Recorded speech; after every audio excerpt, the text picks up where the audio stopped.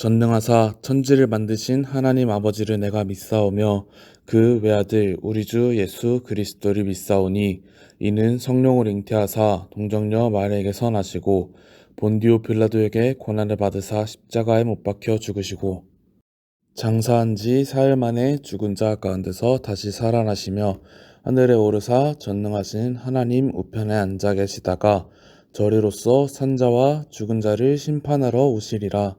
성령을 믿사오며 거룩한 공회와 성도가 서로 교통하는 것과 죄를 사하여 주시는 것과 몸이 다시 사는 것과 영원히 사는 것을 믿사옵나이다. 아멘.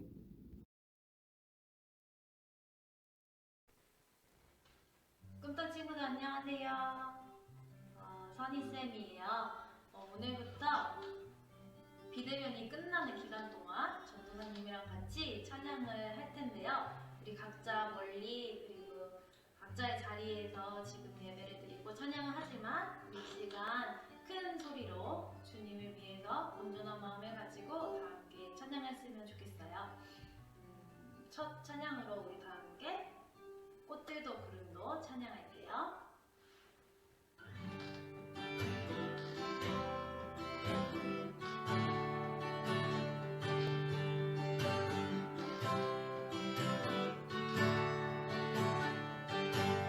이곳에 생명 샘솟아나 이곳에 생명 샘솟아나 눈물 혼자 지나갈 때에 너잖아 열매 맺히고 웃음소리 넘쳐나리라 꽃들도 구름도 바람도 맑은 바다도 찬양하라 찬양하라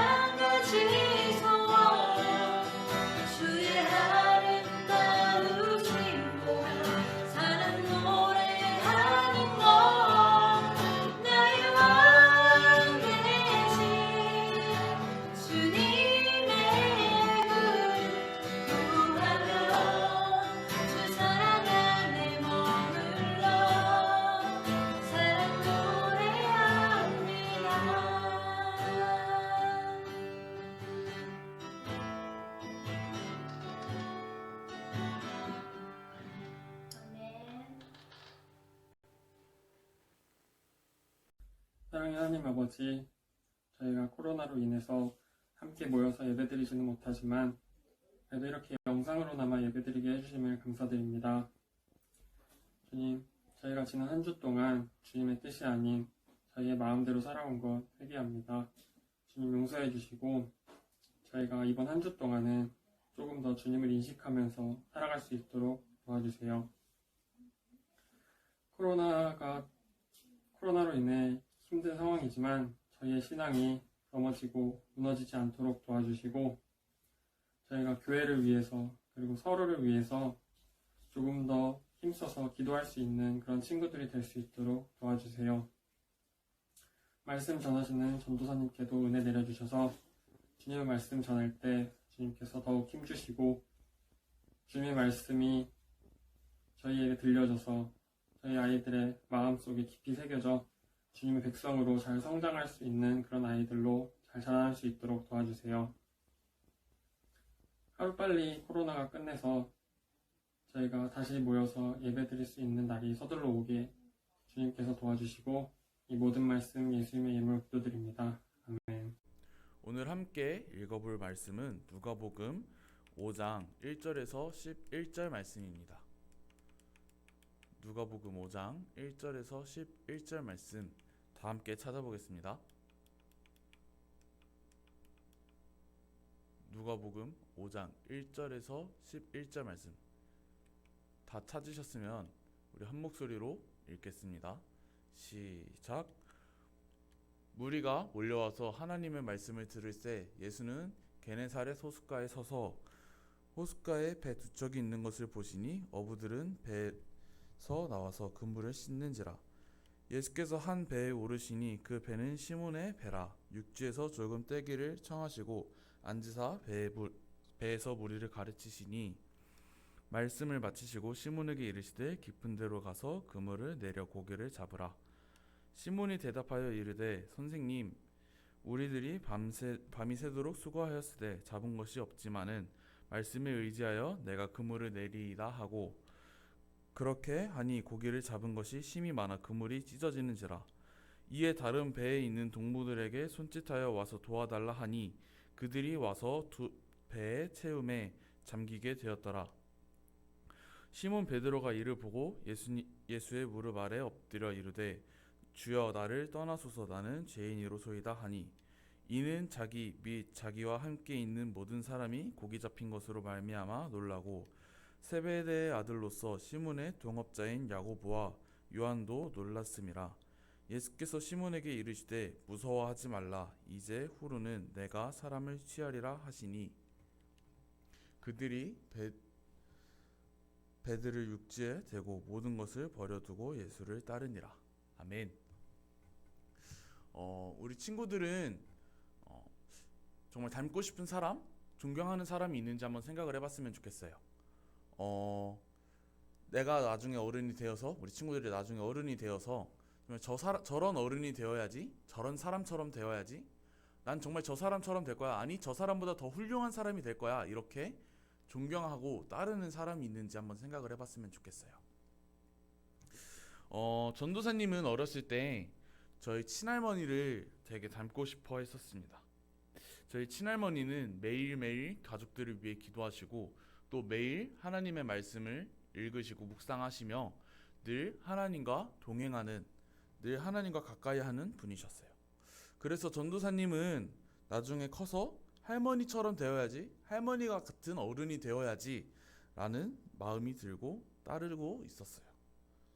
우리 친구들은 전도사님처럼 정말 나중에 어른이 되어서 저런 어른이 되어야지, 저런 어른이 돼서 지금 그 어른이 하는 것처럼 해야지 라고 따르고 또 그런 생각이 드는 사람이 있는지 한번 고민해 봤으면 좋겠습니다. 그런데 우리가 지금 머릿속에서 떠오르는 그 사람, 우리가 존경하는 사람, 닮고 싶은 사람이 그 닮고 싶은 사람과는 비교할 수 없이 더 크고 위대하신 분이 계십니다. 그분은 우리가 반드시 따라가야 하는 분입니다. 그분이 누구인지 또 그분을 따르기 위해서는 어떻게 해야 하는지 오늘 말씀을 통해 함께 살펴보길 원합니다. 어느 날 예수님은 갈릴리 호수에 가셔서 하나님의 말씀을 전하기 위해 섰습니다. 많은 사람들은 예수님의 말씀을 듣기 위하여 그 호수에 모였습니다. 그때 호숫가에는 낚시를 마친 어부들이 배에 내려와서 그물을 씻고 있었습니다. 그래서 예수님은 이 어부들에게 다가가 그 어부 중에 한 사람인 베드로의 배에 올라가서 하나님의 말씀을 전했습니다. 그 후에 하나님의 말씀을 마치신 후에 하나님의 말씀을 가르치고 나신 후에 베드로에게 이렇게 말씀하셨습니다. 깊은 곳에 나아가 그물을 던지라고 말씀하시죠. 베드로는 물고기를 잡는 일을 해왔기 때문에 또 물고기를 잡는 일이 직업이었기 때문에 물고기를 잘 잡는 방법을 알고 있었습니다. 하지만 이 어부들은 하루 종일 그물을 던지고 낚시를 했으나 물고기는 단 한 마리도 잡히지 못했습니다. 그런데 예수님께서는 깊은 곳에 나아가 그물을 던지라고 말씀하시죠. 그럼 베드로는 이렇게 대답했습니다. 선생님, 우리가 밤새도록 고기를 잡았지만 한 마리도 잡지 못했습니다. 그러나 선생님의 말씀대로 그물을 내리겠습니다. 이렇게 예수님께 순종했어요. 베드로는 자신의 경험이 있었기에 예수님의 말씀에 순종하기 어려웠을 수 있습니다. 그럼에도 불구하고 베드로는 예수님의 말씀에 순종했을 때 엄청난 양의 물고기를 잡는 것을 볼 수 있었습니다. 그러고는 베드로가 예수님께 자신을 떠나가라고 자신은 죄인이라고 고백하죠. 그 뒤에 예수님께서는 베드로에게 물고기를 낚는 어부가 아닌 사람을 낚는 어부가 될 것이라고 말씀하시고 베드로와 그 함께 있는 어부들을 제자로 부르십니다. 그때 이 어부들은 자신의 직업 그리고 중요한 것들, 자신이 중요하게 생각하는 것들을 다 내려두고 다 버려두고 예수님을 따라갔습니다. 예수님은 베드로에게 상식적으로 순종하기 힘든 일을 명령하십니다. 분명 베드로는 어부로 오랜 시간 동안 물고기를 잡는 일을 해왔습니다. 물고기를 잡는 데에는 달인이라고 해도 과언이 아닐 정도죠. 그런데 예수님께서는 깊은 곳에 그물을 던지라고 말씀하십니다. 우리의 생각으로는 그 깊은 곳에 물고기가 없을 것이라고 생각했을 것입니다. 베드로는 물고기에 잡기에 달인이었으니까 또 그렇게 생각했을 수 있습니다. 예수님, 여기 물고기 안 잡혀요. 던져봤어요. 라고 비웃으며 그 말씀에 거부할 수도 있었을 것입니다. 하지만 순종했을 때 놀라운 일을 경험하죠. 그들이 생각했던 것과 정반대로 물고기가 너무 많이 잡혔습니다. 그래서 그 배가 가라앉을 정도로 많이 잡혔죠. 이처럼 하나님께서 우리에게 상식적으로 순종하기 어려운 것들을 명령하실 수도 있습니다. 그렇지만 베드로처럼 믿고 신뢰하며 순종했을 때 하나님께서 명령하셨으니 하나님께서 보시기에 가장 선한 방법으로 우리에게 응답하실 것입니다. 사람의 눈으로는 말이 안 된다고 해도 무의미하다고 그런 일들을 하나님께서 명령하실 수 있지만 그 말씀에 그 명령에 하나님의 뜻은 우리가 감히 상상할 수도 없습니다. 그러기에 우리는 하나님을 신뢰하고 순종하며 그저 따라가야 합니다. 이 말씀은 저에게도 도전하며 또 여러분에게도 함께 같이 도전하자는 말씀입니다. 저 또한 하나님께서 말씀하실 때 순종하기 힘든 마음들이 들 때가 있었고 또 앞으로 살아가면서 어떤 사람의 생각으로 이해하기 힘든 순종을 요구하실지 모릅니다.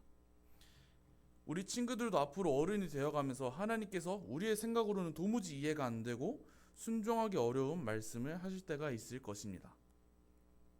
그럴 때 베드로가 예수님께 순종했던 것처럼 우리도 이런 순종을 하며 하나님께 나아가길 소망합니다. 또한 예수님께서 베드로와 제자들을 불렀을 때 제자들은 자신의 모든 것을 버려두고 예수님을 따라 나왔습니다. 예수님께서 베드로에게 기적을 보여주실 때 베드로는 주여 나를 떠나소서 나는 죄인이로소이다 라고 자신이 죄인임을 고백했습니다. 그때 예수님께서는 무서워하지 말라 이제 후로는 내가 사람을 취하리라 라고 베드로를 하나님의 복음을 전하는 일의 일꾼으로 또 하나님의 복음을 전하는 제자로 부르셨어요.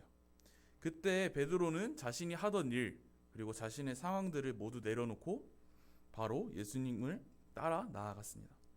예수님께서 우리의 삶 가운데 우리가 살아가는 시간 속에 어느 순간 우리를 부르시는 시간이 있을 것입니다.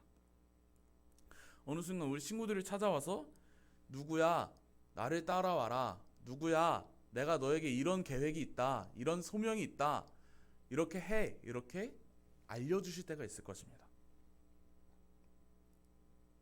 우리 친구들은 하나님께서 태초부터 계획하신 그 소명이 있을 것입니다. 친구들을 향한 하나님의 태초부터 계획하신 그 소명이 있을 것입니다. 있습니다. 그 소명을 하나님께서 반드시 깨닫게 해주시는 날이 올 것입니다. 그때 우리는 베드로와 같이 자신이 하던 일, 또 자신의 상황에 얽매이지 않고 즉시 순종하며 하나님께 모든 것을 걸고 우리의 모든 인생을 하나님 앞에 걸고 모든 것을 내어드리는 우리 꿈땅 친구들 그리고 선생님들 그리고 제가 되길 소원합니다.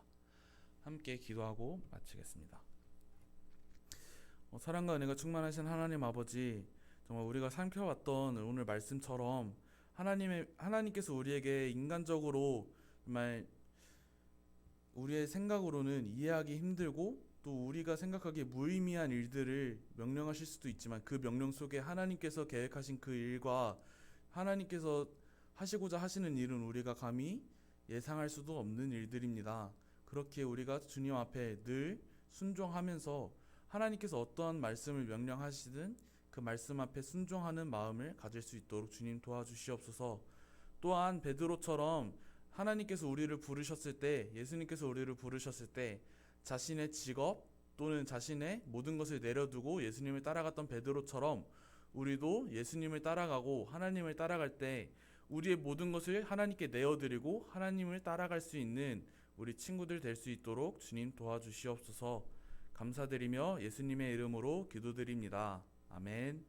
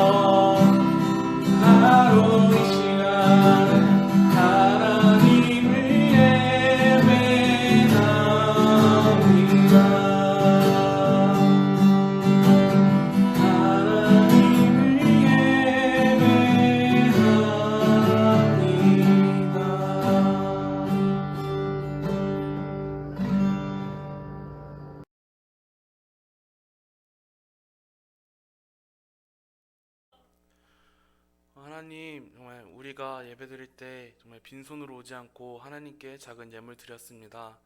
이 예물이 쓰이는 곳마다 하나님의 나라가 전파되고 하나님의 향기, 예수님의 향기가 나타날 수 있도록 주님 도와주시옵소서.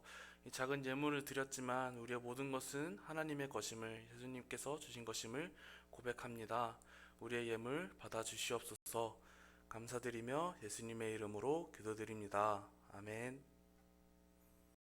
하늘에 계신 우리 아버지여, 이름이 거룩히 여김을 받으시오며 나라의 임하옵시며 뜻이 하늘에서 이룬 것 같이 땅에서도 이루어지이다. 오늘날 우리에게 일용할 양식을 주옵시고 우리가 우리에게 죄 지은 자를 사하여 준 것 같이 우리 죄를 사하여 주옵시고 우리를 시험에 들게 하지 마옵시고 다만 악에서 구하옵소서. 대개 나라와 권세와 영광이 아버지께 영원히 있사옵나이다. 아멘.